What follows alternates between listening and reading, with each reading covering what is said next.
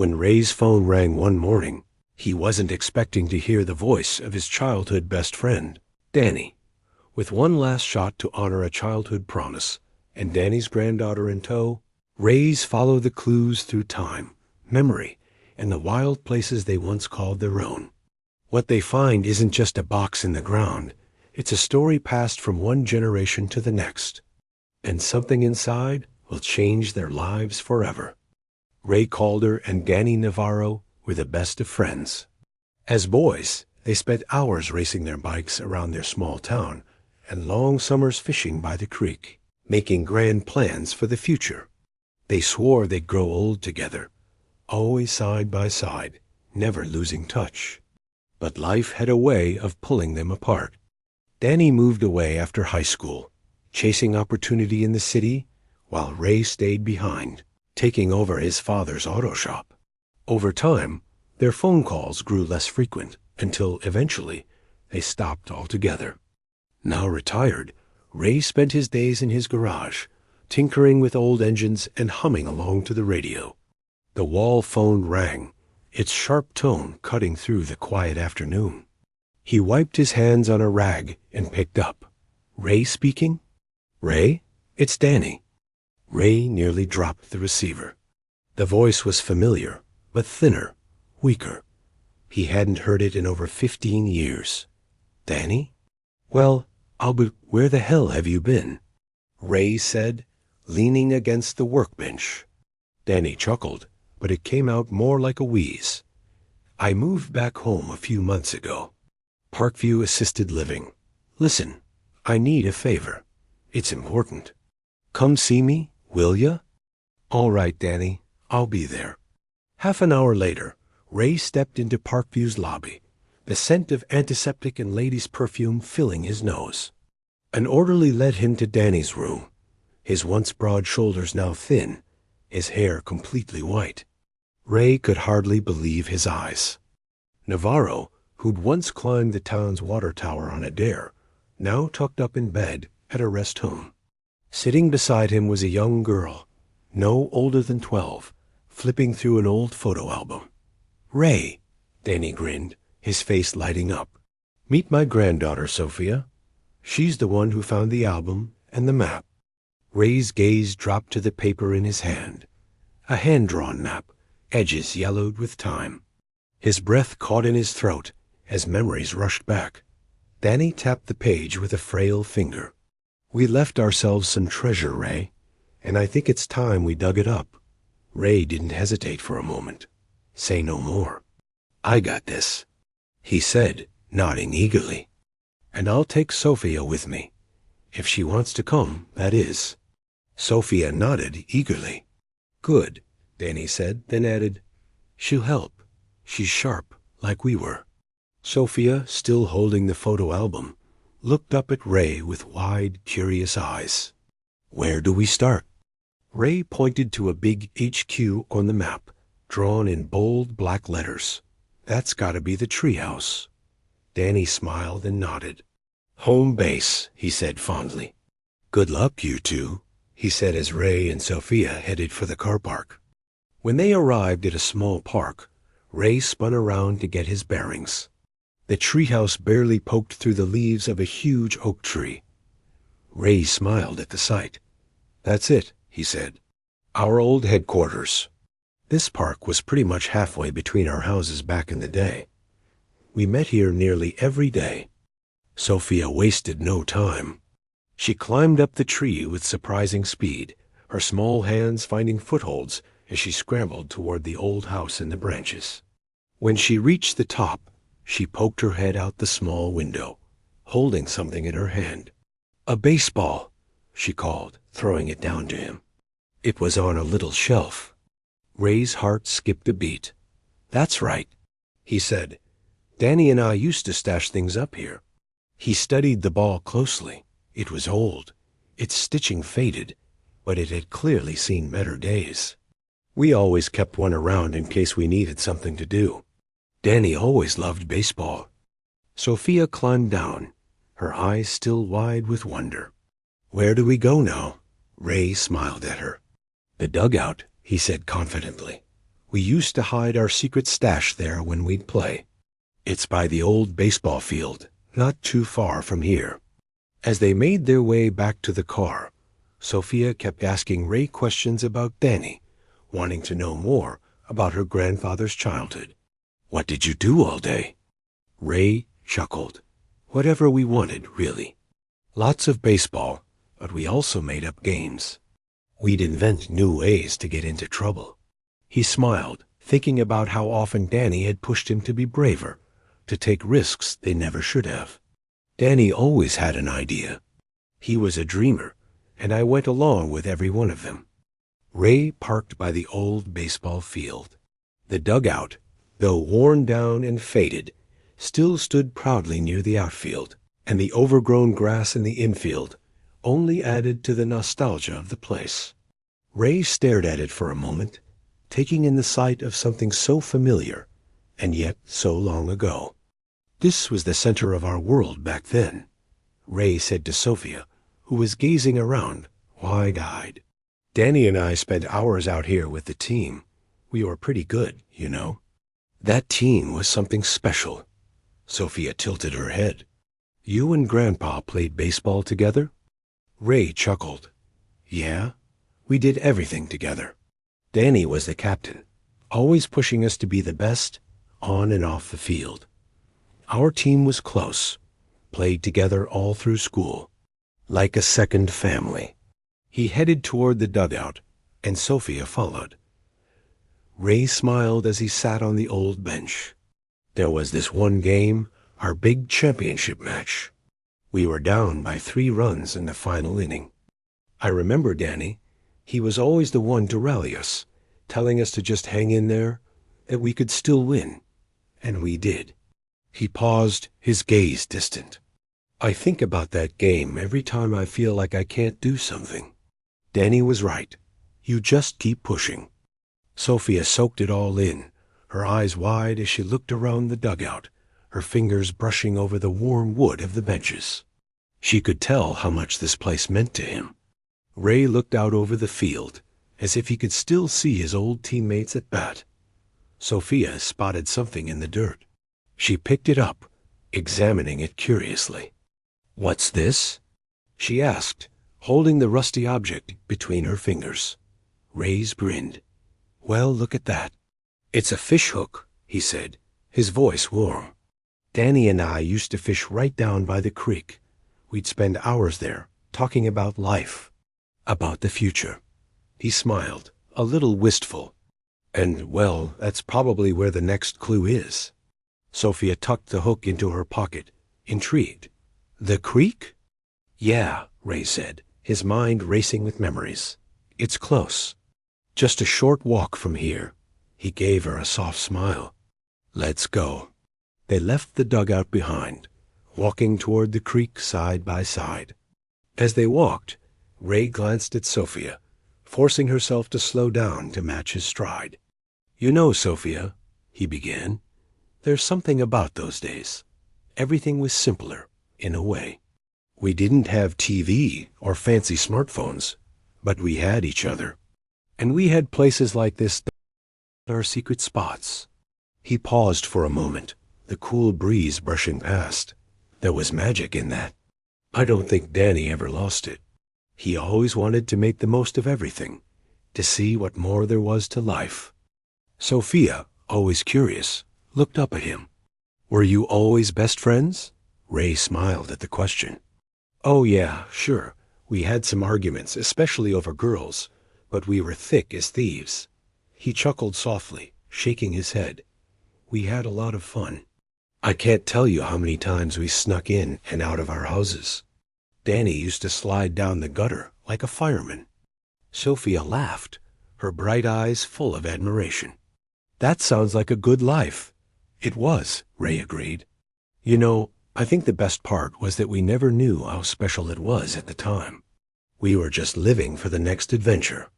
Ray led the way down the overgrown path toward the creek, muscle memory guiding his footsteps.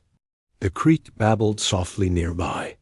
The air here felt different, charged with memories that hadn't faded, only hidden, waiting for him to remember. They reached a large rock, weathered and covered in moss. "This was our spot," he said, sitting down and patting the space beside him. Sophia climbed up next to him, looking around with wide eyes. She seemed to sense the weight of the place, even without the memories to go with it. She sat quietly for a moment, her gaze drifting across the creek. Ray looked out at the water, his thoughts wandering. We'd talk about our plans for life, about how we'd never let anything hold us back. Danny, he was always the one who believed the impossible was possible. He chuckled softly, shaking his head. Hell, we thought we had it all figured out. Sophia's gaze fell on the tree next to them. Its roots spread out in all directions, twisting and diving into the earth. She leaned forward, peering at the rough bark.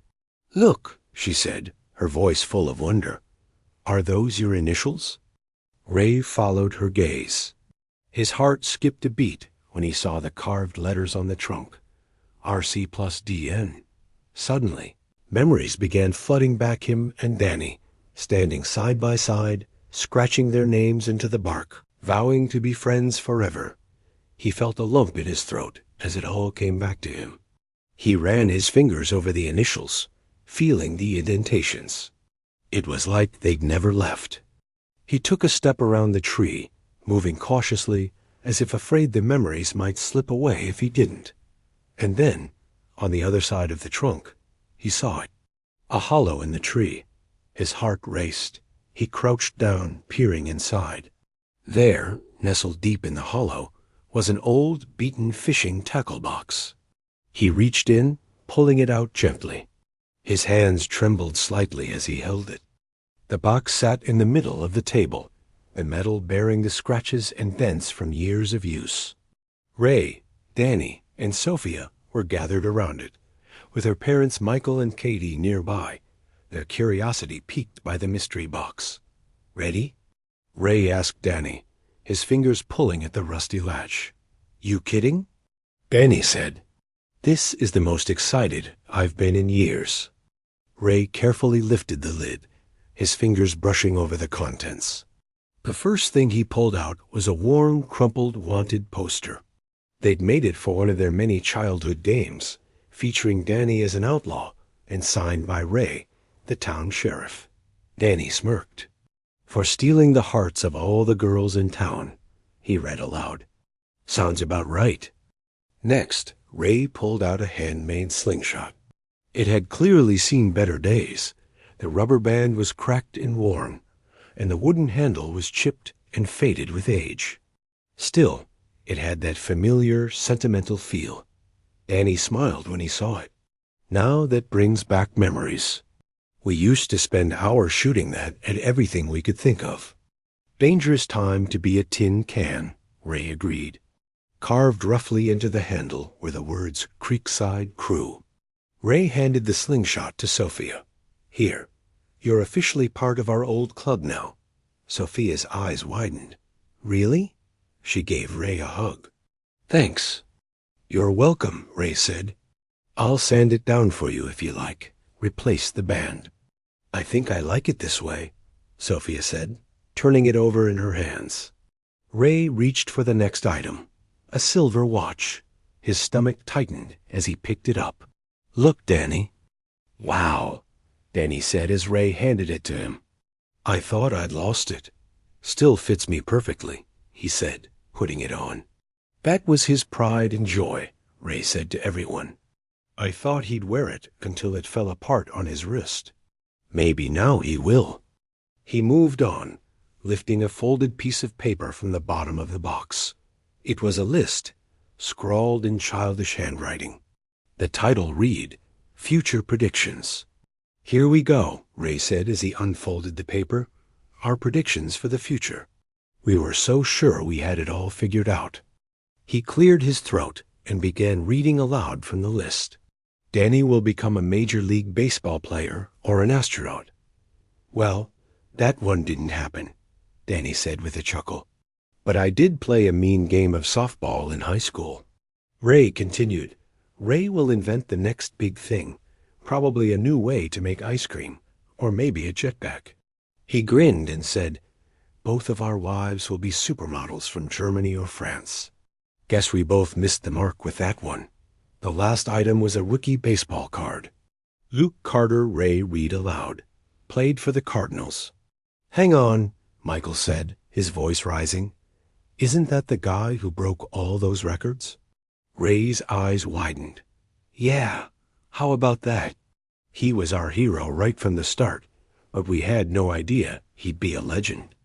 "Apparently," Michael said, looking at his phone, "that card is worth around $2,000 now." Both men stared at the card for a long moment. Then, slowly, they started laughing. Katie raised her eyebrows. "What are you going to do with all that money?" Danny grinned, his eyes twinkling with mischief. "Sounds like enough to catch a ball game, maybe even behind home plate." Ray nodded. "Sounds perfect." The next day, Ray and Danny sat side by side in matching new baseball jerseys, hot dogs in hand, the roar of the crowd filling the air. Ray leaned back in his seat, smiling as the game unfolded. It wasn't just the thrill of the game. It was the shared experience, the renewal of a friendship that had lasted for decades.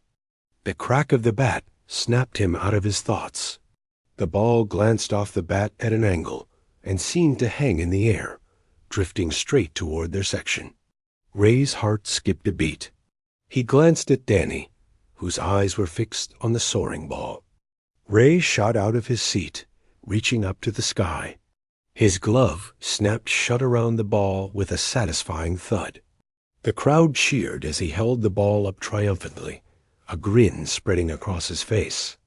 Danny was beside himself with laughter. "Well, I'll be damned. You still got it, Ray."